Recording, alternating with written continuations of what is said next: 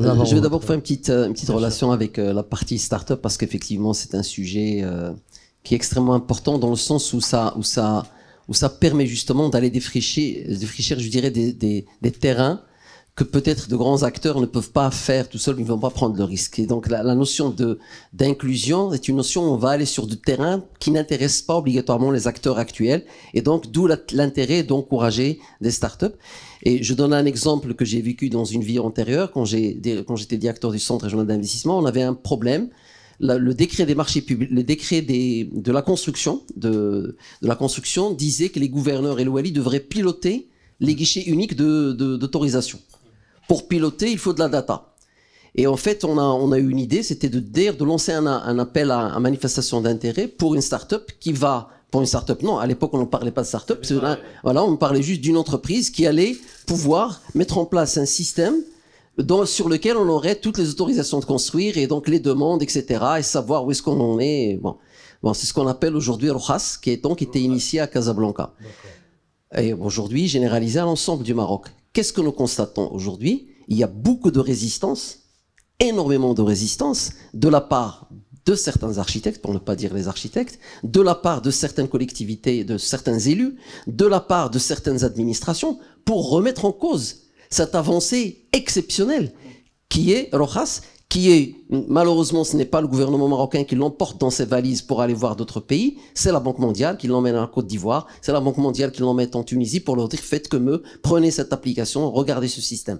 Donc, en fait, il y a une espèce de complexe à se dire, parce que je pense que quelque part, l'innovation, c'est une distorsion. Et nous sommes globalement dans une société qui n'acceptent pas de résister à des changements, à des innovations, à sortir du cadre, à faire du think of the box. C'est quelque chose qui n'est pas culturellement accepté, particulièrement malheureusement dans la fonction publique.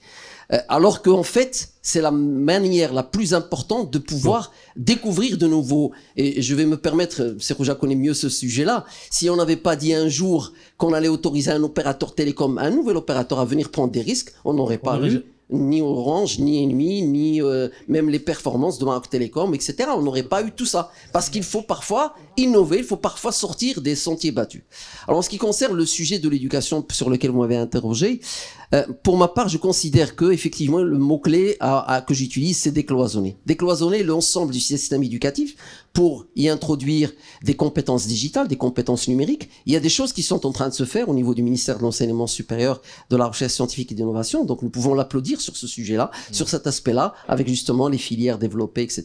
Mais il y a aussi un autre décloisonnement à faire, c'est un décloisonnement des personnes qui sont dehors du système éducatif, qui ont quitté le système éducatif, qui ont terminé avec diplôme ou sans diplôme, qui ont arrêté. Au Maroc, un chiffre à retenir, il y a, sur la tranche 15-25 ans, il y a 1 700 000 jeunes en 2019 qui ne sont ni à l'école, ni au travail.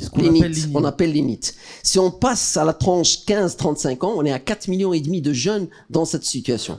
Qu'est-ce qu'on peut leur offrir à ces jeunes? Ok, ils ont fait des formations qui n'ont pas abouti à des jobs intéressants, ou peut-être pas à des jobs du tout. On peut leur offrir, et c'est ce que nous avons fait au niveau de Jadara, c'est un peu ça le motif de ma présence aujourd'hui parmi vous. On a développé un programme qu'on a appelé Wings by Coding, où on a identifié des jeunes en situation de NEET. On leur a permis de suivre une formation dans le domaine du coding. On leur a donné une bourse pour qu'ils puissent résister à l'arbitrage court terme par rapport à l'arbitrage court terme, vendre des légumes, etc. Et bien sûr, un mentorat. Chaque bénéficiaire a un mentor, l'équipement informatique, et tous ces lauréats, tous ces jeunes qui ont suivi cette formation ont pu décrocher des jobs extrêmement intéressants au Maroc, à l'étranger, ou à l'étranger à partir du Maroc, tout en continuant à vivre au Maroc.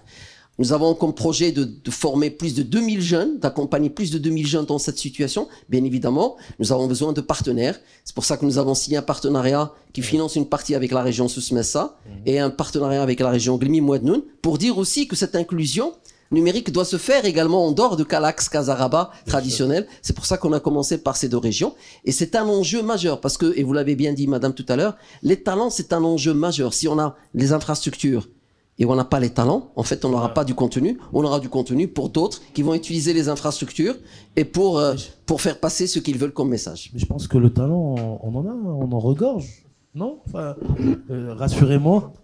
Non, on en a, mais pas suffisamment. Et des gens qui sont en dehors du système, je pense que Sibel Fdela en a parlé. Nous, on a aussi des expériences réussies sur la partie fondation RSE, parce qu'on en fait, pour nous, le digital, c'est une façon de faire de l'inclusion économique et de l'inclusion sociale. C'est évident. Donc, à part ce qu'on fait sur la partie infrastructure opérateur télécom, on a monté des programmes. Par exemple, l'ODC, d'ailleurs, je salue Nadia qui gère ce projet, c'est les Orange Digital Center.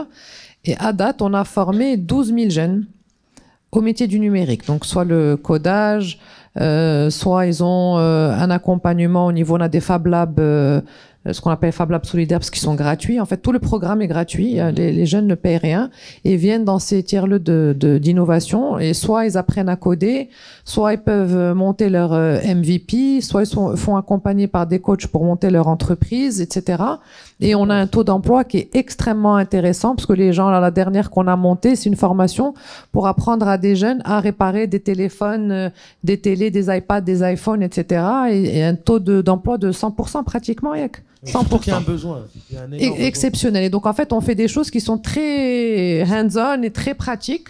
Et soit c'est des gens qui sont effectivement en reconversion professionnelle, soit ils n'ont jamais fait de codage du tout et ils apprennent des nouvelles compétences.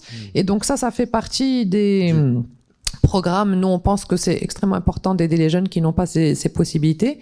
Et à côté, on a aussi des programmes pour les gens défavorisés. En général, les femmes. On se concentre sur les femmes défavorisées. Donc, on appelle ça les maisons digitales. On travaille avec des associations locales et on leur installe dans leur lieu, en fait, de vie, des salles informatiques. On leur apprend à utiliser un iPad. On leur apprend à monter un compte Instagram, Facebook, etc., à vendre leurs produits.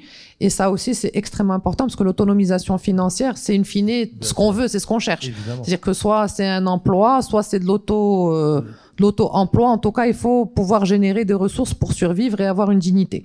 Et donc, pour nous, le digital fait partie. Enfin, aujourd'hui, c'est vraiment une chance qu'on peut tous prendre pour sortir des gens qui sont en dehors du circuit, de les re-rentrer facilement grâce au digital.